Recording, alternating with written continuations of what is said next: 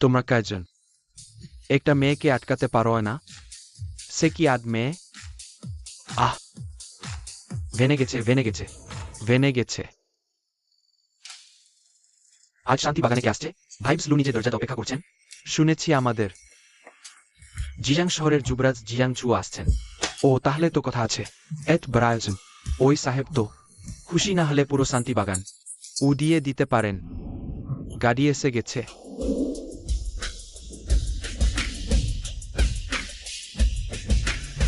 Jiang ঝুও, আমি তোমাকেই বিয়ে করব। তুমি যদি আমাকে বিয়ে না করো তাহলে আমাকে গাড়ি চাপা দিয়ে মেরে ফেলো। এটা কি বাই ফেই ফেই বাই পরিবারের বড় মেয়ে? ওই মেয়েটা জিজাং দাদুর পিছনে লাগেই আছে। হ্যাঁ, ঝুদা, তার ইচ্ছা পূরণ করো। জি।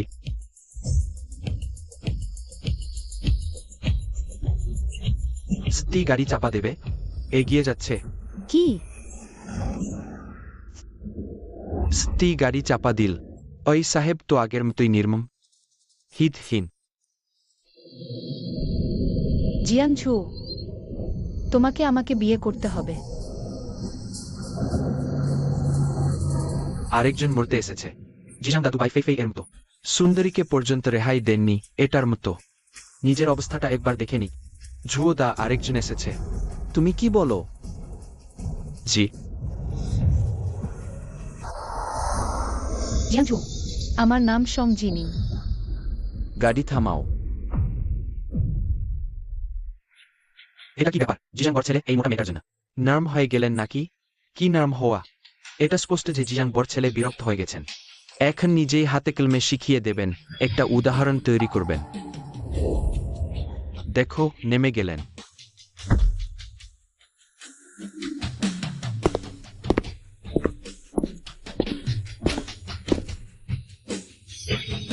তুমি তুমি কি ইউনচেং শহরের সং পরিবারের সং জিনিং?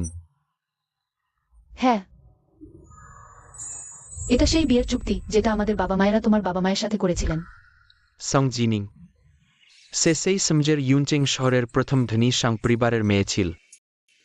আমি ভেবেছিলাম সাং পরিবারের সবাই মরে গেছে। সে কিভাবে বেঁচে আছে? কিন্তু সে কিভাবে অমন অবস্থায় এসে পড়ল? তাই সে, কিন্তু বিয়ের কাগজ থাকলেও কোনো লাভ নেই। সাং পরিবার তো এখন আর নেই, থাকলেও সে এখন এই অবস্থায়।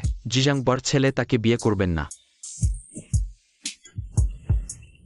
তুমি যদি আমাকে বিয়ে করতে না চাও তাও ঠিক আছে, আমার একটা শর্ত আছে। তুমি যদি শর্তটা মেনে নাও তাহলে এই বিয়ের চুক্তি বাতিল করা যাবে। হ্যাঁ, ওবার পুরোপুরি শেষ।